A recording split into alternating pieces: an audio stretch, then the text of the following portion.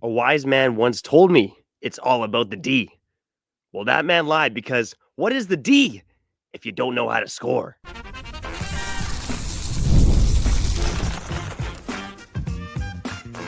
Your Locked On Canucks, your daily podcast on the Vancouver Canucks, part of the Locked On Podcast Network, your team every day. Hey, welcome to the postcast here on Locked On Canucks. My name is Trevor Beggs, co-host of Locked On Canucks and also a Canucks writer currently with Daily Hive Vancouver. And we're not here without you listening in right now. So if you like what we're doing, go subscribe on YouTube. Go follow us wherever you listen to podcasts. Man, oh man, following this team can be a bit of a burden sometimes, but they did show some life tonight. But the life wasn't enough because the life was coming from the depth players on this team. And look, the Canucks defense right now, we know it's good enough. It's good enough to will this team to victory on certain nights. But tonight was not one of those nights because at the end of the day, you do need to score some goals as well. And you can see that this Canucks defense, they know how to defend, and they match up pretty well against a team like the Dallas Stars. The Dallas Stars aren't the quickest team in the NHL. They tend to do most of their damage off the cycle. And you can see that for large parts of this game, the Canucks were really effective at breaking up the Stars cycle. They had some key defensive plays by guys like Dakota Joshua, Pius Suter, among others. But at the end of the day, you need to score some goddamn goals. And look, we're all grasping at straws right now for Elias Pettersson. He's looking faster out there. He's looking better. Look, he won 20 faceoffs the other night. And barely a minute into this game, Pettersson rips down the wing and rips one off the post. And you're thinking, man, oh man, this guy might be on the verge of breaking out here after scoring for the first time in 14 games against the Minnesota Wild, nearly scoring in back-to-back games for the first time in what seems like forever.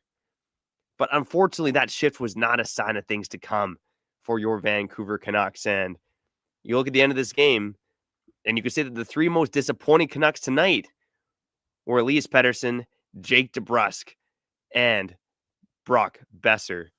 And let's touch on DeBrusk quickly, too, because I've said it on a number of times here on the postcast when we do report cards on the postcast that Jake DeBrusk, even when he scores a goal, isn't a guy that is really making a noticeable difference shift to shift.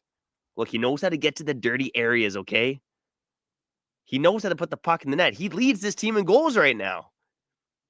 And to pull an old quote from John Tortorella, that might be all right for Jake DeBrusk, but it's not good news for the Vancouver Canucks. And man, oh man, maybe you can blame me. I'll take the fault here because one of my preseason predictions for your Vancouver Canucks was that Jake DeBrusk would lead this team in goals. What? A bit of a hot take, I'd say, at the time. You know, you had JT Miller on this team, Elias Pettersson, Brock Boeser's coming off a 40-goal season, and here I was saying that Jake DeBrusk would lead this team in goals. And sure, he leads this team in goals right now, but I don't think I saw the precipitous downfall like many of us did in terms of the offense lacking from Brock Boeser and Elias Pettersson. And of course, JT Miller no longer with your Vancouver Canucks. And I'm getting dark here for a second. I don't know if I want to be this guy. Am I about to be this guy? This was a night where the Vancouver Canucks needed someone to drag them into the fight.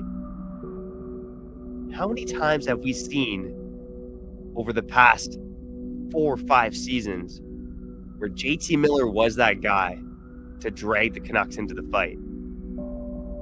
JT Miller isn't here anymore. Quinn Hughes not playing tonight. And there really wasn't anyone there that dragged the Canucks into the fight. Because it can't come from your depth players. It's got to come from the stars in your lineup.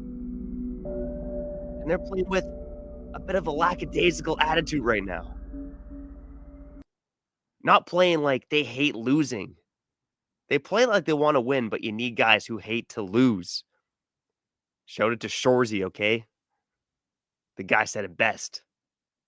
You need guys who hate to lose, and I'm not sure if there's enough guys in the Canucks right now who hate to lose. At least that's the way they're playing right now. And man, oh man, you look at the coaching staff and the job they've done this season, a lot of heat on Rick Tocchet for, the system's not good enough for the players. And Man, oh man, I still think maybe Adam Foote should be in the running for the Jack Adams because this team does know how to play defense. They do give up a rush goal tonight, but for the most part, the Canucks really held their own against the Dallas Stars. I know it's a Dallas Stars team on the second end of back-to-backs, but it is a damn good Stars team who just won their sixth in a row. Their sixth game in a row tonight, beating the Vancouver Canucks 4-1. But when you look at the offense of this team, again, you need more guys on the Vancouver Canucks who can drag the team into the fight and can score a goddamn goal. And look, things could have been different tonight. Obviously, a couple turning points, a couple TSN turning points in there. Elias Pettersson hitting the post. Elias Pettersson also hitting the post. And Nils Hoglander scoring, but he gloved it into the net. When he gloved it down, it trickled into the net. He couldn't get a stick on it. So this game could have been different if it wasn't for a couple of bounces from your Vancouver Canucks. By the end of the day, the offense just not good enough. And again, I talked about it. The most disappointing players on the Vancouver Canucks tonight, Brock Boeser, Elias Pettersson, and Jake DeBrusk. And let's see if I got the graphic here, man, because there was something that popped up for me where I was thinking, man, oh man, these guys can't be the worst players on your team. And it's tiny right now, but look, when you look at the game score tonight from our friends over at Hockey Stat Cards, the three worst Canucks tonight were, well, Marcus Pettersson and Tyler Myers were down to the bottom there. Tyler Myers, a bit of a tough night for him, takes a penalty in the third on that second goal, which ends up being the game winner for your Dallas Stars. Him and Forbort tie up the same guy, but Tyler Myers has got to stay on his side of the ice and tie up Mikhail Granlund and prevent that goal. And Tyler Myers, again, he's an imperfect player. He's been producing some offense for your Vancouver Canucks, but he does have the mistakes in his game. That's why he is, again, better suited to a bottom pairing. But man, oh man, it's been a long time since Tyler Myers is a bottom pairing defenseman for this team. When this Canucks team was at his best last season, that's where Tyler Myers was. But unfortunately, he's playing a lot higher up the lineup now. Listen to Locked On Canucks, your Canucks every day. Let's get to it. Let's get to report cards here on Locked On Canucks.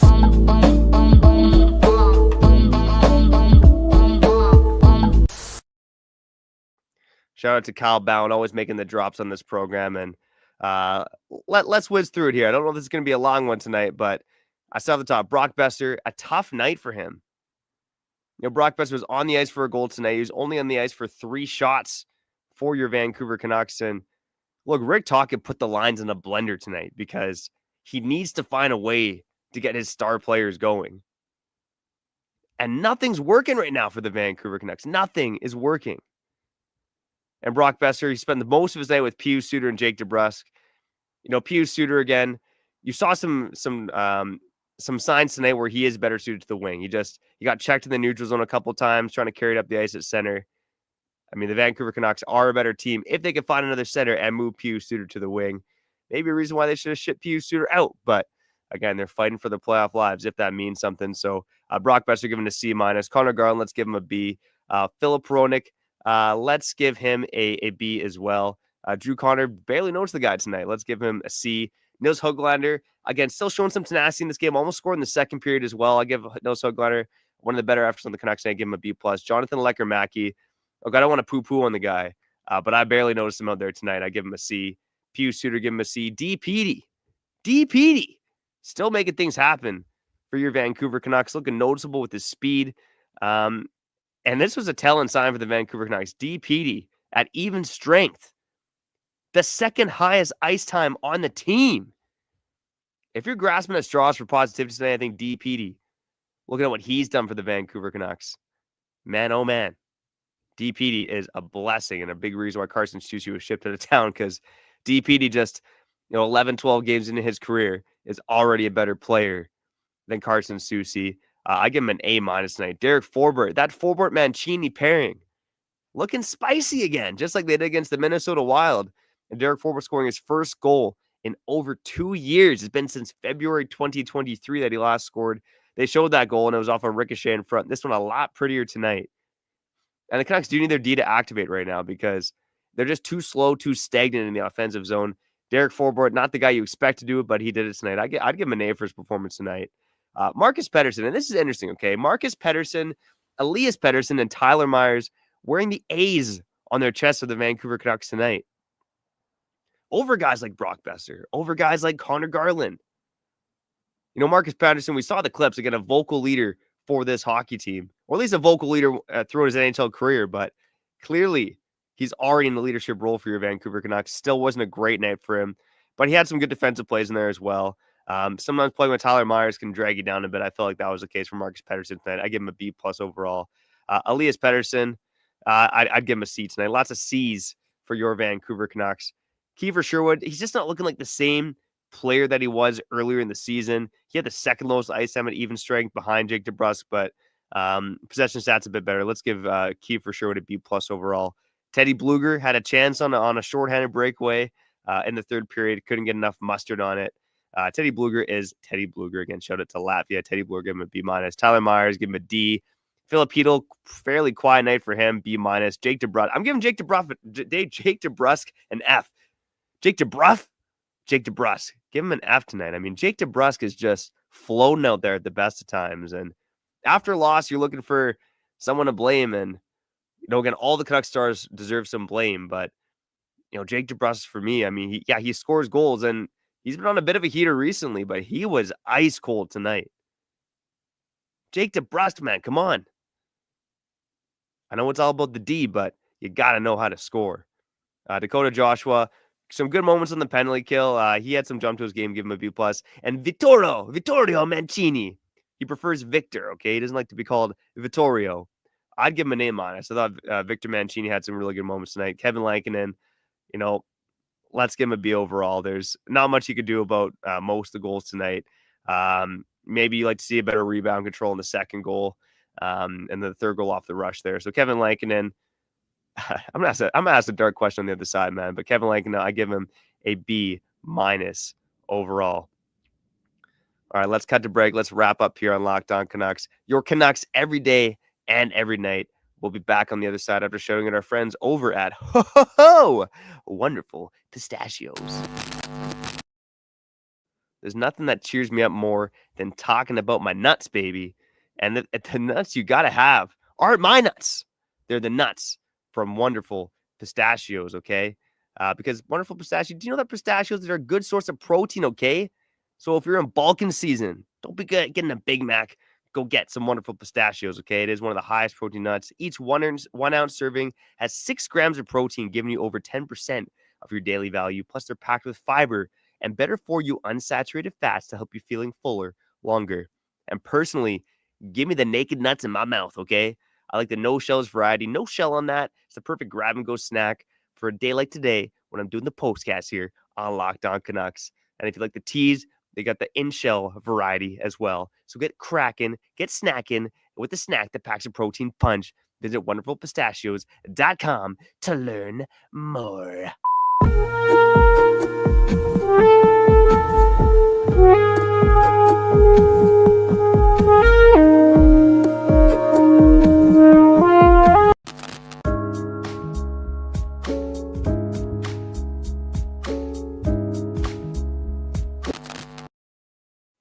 All right, we're back here on Locked On Canucks. Your Canucks every day and every night. I'm Trevor Beggs, usually joined by my co-host Kyle Bowen. But, if you're an everydayer or even an occasional listener on Locked On Canucks, you know that Kyle Bowen does 88% of the work on this show.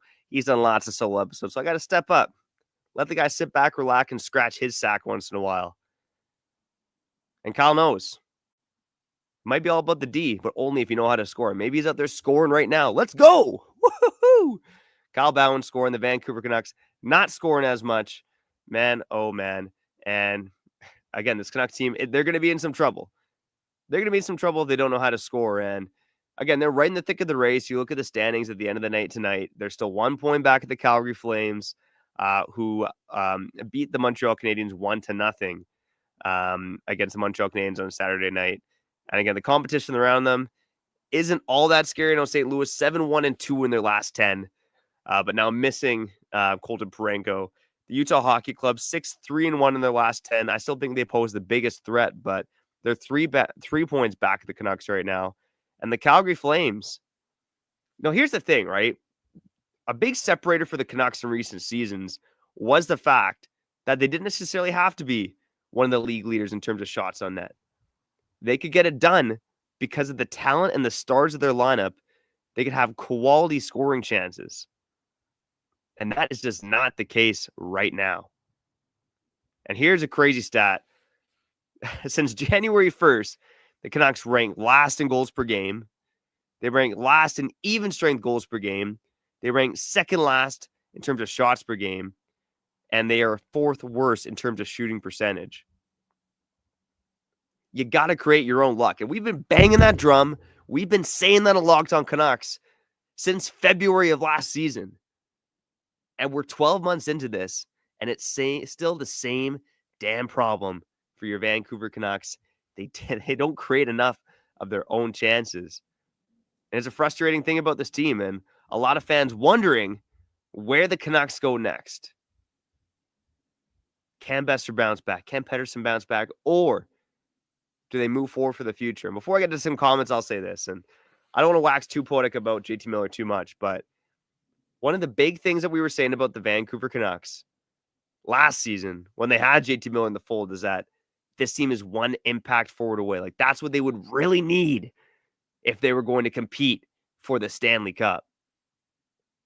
And they didn't get that impact forward. I guess Elias Lindholm joined the charge there.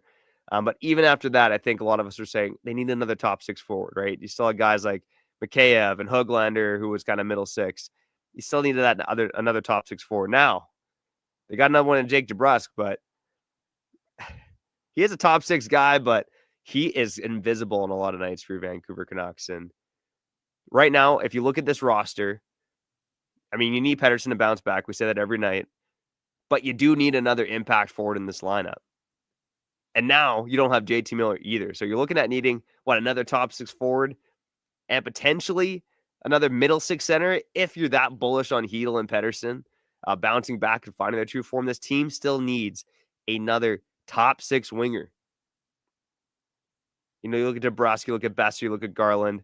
Even if those guys all stay, I would still argue that this team needs another top six winger. And again, no guarantee that Boeser stays. A couple comments about Boeser and other things. So let's get to it here. Your comments, your questions on Locked On Canucks.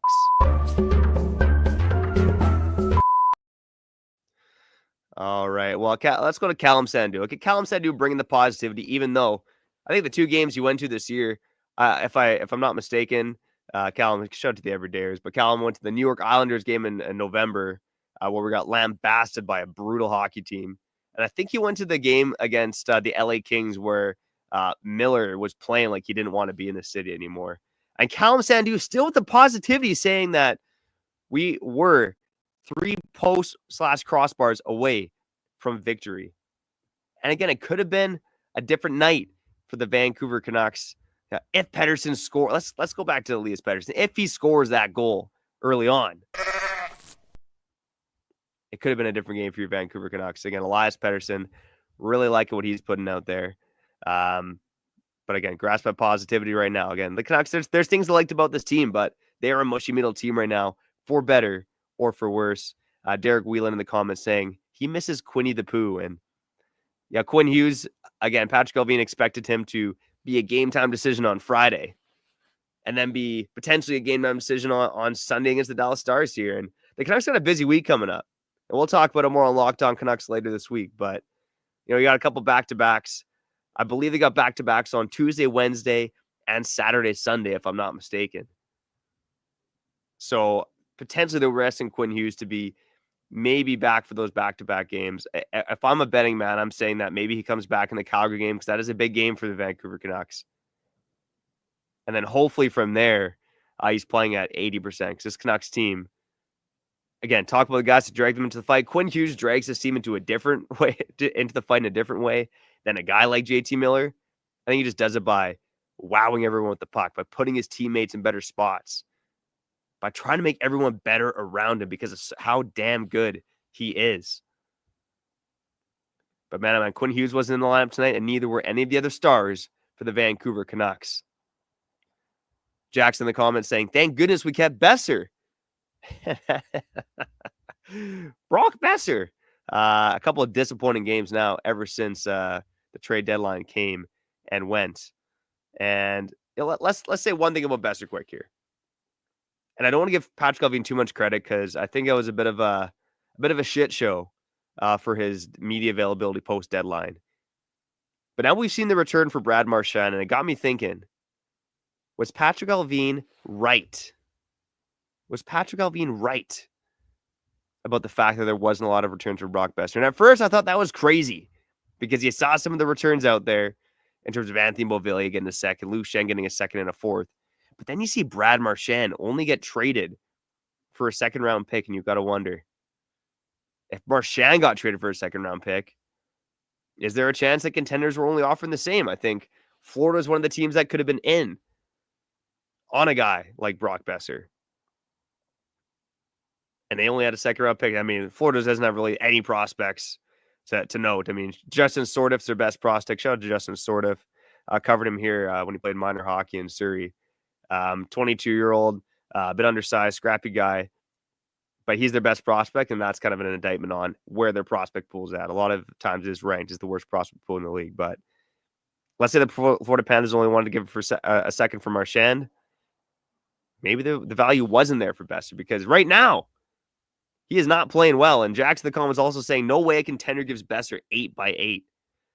And I'm not sure if that's a glass half full or glass half empty for the Vancouver Canucks. If Boeser continues to play like ass down the stretch here, do they just let him walk for free? Or do they sign him to a discounted contract and hope he bounces back? I think fans of this market are going to be pissed either way. And that's why I'm glad I'm not a GM of a hockey team here in Vancouver. All right, couple more, and then we'll get out of here on Locked On Canucks.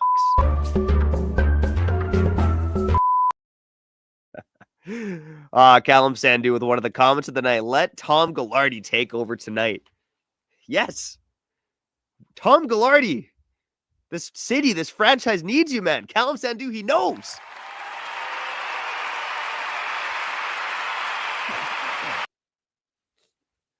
It is big, one of the biggest what-ifs in Canucks history, and we may dive into that in a bit more detail here, but in 2006, the Aquilinis win the Vancouver Canucks in a court battle with Tom Gaglardi, and you look what Tom Gaglardi's done in Dallas, and they are a model franchise.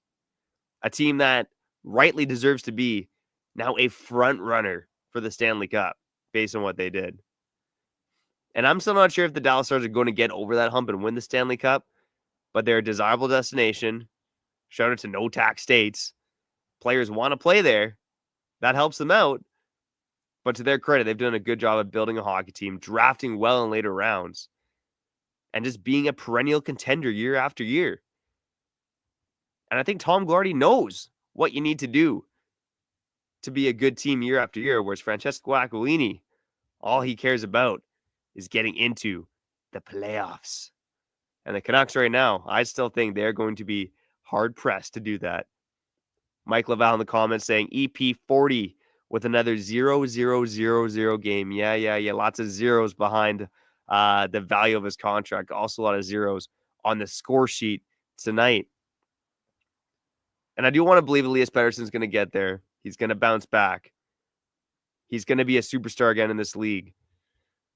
But we're grasping at straws because, again, it's been 13 months now since Elias Pettersson has looked like that player after being named the NHL's second star of the month in January of 2024. And Cato in the comments saying Dallas is good, but we're not scoring enough. We can barely score 4, 5, 6 goals. Well, look, Dallas tonight, they had one shot at even strength in the third period, and they scored on it off the rush. The Canucks, again, did a good job. No, they were trailing, obviously, but they did a good job of, completely limiting the Stars' chances. But they need to create more of their own chances. Again, this team has a high floor, and that's great. They play boring hockey, and it works sometimes, but it doesn't work when they don't score the goals. And then we'll get into the week here on Locked On Canucks with my co-host Kyle Ballin. But Ricky O'Shea in the comments saying we need to beat the Habs, then a must-win against the Flames on a back-to-back. There's a big stretch ahead for the Vancouver Canucks. You do want to beat the Montreal Canadiens. Again, the Canadiens did beat the Canucks here Let's give it back to Montreal. Who cares how you win that game? Doesn't matter if it goes past 60 minutes. Beat the Habs, then you need to beat the Flames. The Canucks do need to win back-to-back games here, or else they're going to be in trouble in terms of making the playoffs. I'm Trevor Beggs. Let's wrap up here on Locked On Canucks. Shout out to you and you and you for tuning into Locked On Canucks. Again, if you like what we're doing, go change our lives. Go help me feed my family. Go subscribe and like on YouTube on the podcast side. Go follow us and leave a 5-star review. I'm believing in this team, kind of, sort of, but they got to win against Montreal and Calgary this week. We'll get you covered on all that and more here on Locked On Canucks. I'm Trevor Beggs, and I'll catch you next time on Locked On Canucks.